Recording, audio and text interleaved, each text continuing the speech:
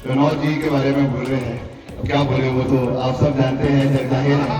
मुझे कुछ ज्यादा बोलने की आवश्यकता नहीं है। उनको तो ये बताना चाहिए, जो यहाँ से मोहतरमा चुनाव लड़ रही है, वो तो केवल इस चीज का जवाब दे कि वो रिकॉम्प्यू तक तो आई, वहां से वापस क्यों चलेगी? यहाँ आने की हिम्मत ही नहीं हुई, किसी में आने की मैडम की हिम्मत ही नहीं हुई। हिम्मत होती भी कैसे? जो उन्होंने शब्दों का इस्तेमाल हमारे धर्म गुरु जी के बारे में कहा है, आदरणीय, सामान्य, पूजनीय दलाई लामा जी के बारे में कहा है, मैं तो उन चीजों को कहना भी नहीं चाहता। आप सबको सब कुछ पता है। अगर मन साफ होता, दिल में चोट नहीं होता, तो वो भी लाहौल स्पीति में आप लोगों का आशीर्वाद देने के लिए यहाँ पर आती। मगर उनको पता था कि अगर स्पीति वैली में आएंगी तो लोग जो है काले झंडे दिखाएंगे, इसलिए वहीं से ही जो है वापस मुंबई चली गई। आजकल तो शायद और इलाकों में घूम रही है, तो उनके बारे में मैं ज्यादा क्या कहूँ, खुद ही अपने बारे में इतना कुछ कह देती है कि मुझे कुछ कहने की आवश्यकता नहीं। कभी कहती है कि जो है देश को आजादी 2014 में मिली, कभी कहती है देश के पहले प्रधानमंत्री सुभाष चंद्र बोस थे, और अब एक नया चीज है, अब बोलती हैं कि देश में अगर अमिताभ बच्चन के बाद किसी को जाना जाता है, किसी का नाम पूरे देश के अंदर है, तो वो मेरा नाम है। वो कहावत है ना, मुंह मियां मिठू, अपने मुंह से अपनी तारीफ कही जा रही है।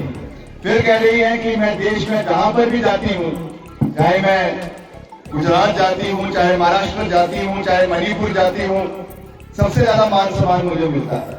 मैंने कल भी कहा कि दौर में मैंने कहा अच्छा हुआ आप मणिपुर अभी तक नहीं गई। मणिपुर में जो काम भाजपा की सरकार ने किया, जो वहां पर महिलाओं के साथ अत्याचार हुआ, गलती से अगर ये मोहतरमा कहीं वहां चले जाती तो वहां से वापस नहीं आ पाती। ये हाल है आज। एक कौन कहती हैं महिलाओं के सम्मान की हम बात कर रहे हैं, कि महिलाओं के सम्मान के लिए हम लड़ाई लड़ रहे हैं। मैं उनसे पूछना चाहूंगा कि मणिपुर के अंदर, एक राज्य के अंदर कितनी हमारी बहनों के साथ वहां पे दुष्कर्म हुआ, उसकी वीडियोस आप सबने पूरे देश ने देखी। एक शब्द हमारे देश के माननीय प्रधानमंत्री जी ने हमारी मणिपुर की बहनों के बारे में नहीं है। अभी कर्नाटक के अंदर उन्हीं के पार्टी के सहयोगी के एक सांसद ने क्या दुष्कर्म जो है वो महिलाओं के साथ किया, कितनी उसकी रिकॉर्डिंग, कितनी सीडीज, कितने उसके वो चीजें आई। एक शब्द प्रधानमंत्री जी ने, और जो हमारी ब्रांड एम्बेसडर बनी हुई है महिला सशक्तिकरण की, एक शब्द उनके लिए, उन महिलाओं के लिए नहीं निकला। फिर कहती है कि हम महिला सशक्तिकरण करना चाहते हैं। ऐसे महिला सशक्तिकरण नहीं होता। उसके लिए आपको आपके लोगों के साथ दिन रात खड़ा होने की आवश्यकता है। हमने सुना है मनाली में उनका घर है। जब मनाली में आपदा आई, मनाली में पतली कुल ब्रिज जो हमारा मनाली के अंदर है वो बह गया, वहां पे हमारा लेफ्ट बैंक पूरे तरीके से टूट गया।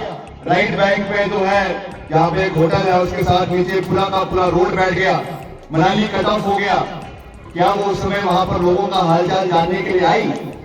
उल्टा जब कोरोना का समय था, कोरोना काल में जब वो यहाँ पर अपने घर पे आई हुई थी, उल्टा उन्होंने अपने जो उनके वहां पर उनके नेबर्स हैं, उनके जो साथ में उनके साथ रहने वाले लोग हैं, उनके ऊपर एफआईआर करवा दिया कि ये लोग यहाँ पर हल्ला करते हैं, ये लोग यहाँ पर जो है हुड़दंग करते हैं, और आज उन्हीं लोगों से वोट मांगने जा रही है।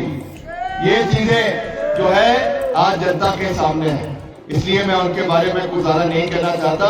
हम अपने विजन के साथ, अपनी सोच के साथ, जो बातें हमने मंडी संसदीय क्षेत्र के लिए कही है, जो बातें हमने जनजातीय क्षेत्र के लिए कही है, चाहे वो जैसा मैंने कहा पांगी भरमौर है, लाहौल स्पीति है, किन्नौर है, जो भी यहाँ के खास करके जनजातीय क्षेत्र के मसले हैं, एफआरए का मसला है, नौतोड़ का मसला है, कनेक्टिविटी का मसला है, बिजली के समस्याओं का मसला है, पेयजल योजनाओं के समस्याओं का मसला है, हर चीज को हम प्राथमिकता पे सुनेंगे, समझेंगे और उसे पूरा करने का प्रयास करेंगे।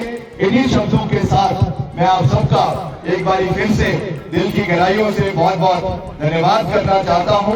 और मुझे खुशी इस बात की भी है कि यहाँ पे जितनी भी हमारी पुरानी मॉनेस्ट्रीज है, जब भी राजा वीरभद्र सिंह जी का इस इलाके में दौरा होता था, वो हर मॉनेस्ट्री में जाकर जो है वहां पर हमारे जो पूजनीय हमारे दामाद है उनका आशीर्वाद भी प्राप्त करते थे और उनके पुनर्निर्माण के लिए हर जगह पे उन्होंने योगदान दिया है। जितने भी हमारे पुराने यहाँ के एंशिएंट मॉनेस्ट्रीज है, कई मंदिर है, मैं आपको ये विश्वास दिलाता हूँ।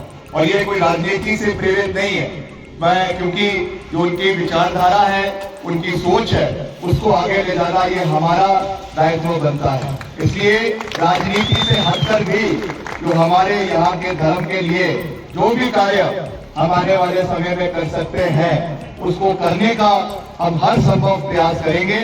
और ये हमारा सौभाग्य होगा कि हम आपके साथ यहाँ की जो हमारी रिच कल्चर है, हमारी ट्रेडिशंस है, हमारी प्राचीन सभ्यता है, उसको बचाए रखना, उसको मजबूत करना और उसको आगे लेकर जाना, ये हम सब का दायित्व है। और उसमें विक्रमादित्य सिंह का आपके परिवार के सदस्य के रूप में आपको पूर्ण समर्थन और सहयोग मिलेगा, इसका मैं आपको पूरा विश्वास दिलाता हूं।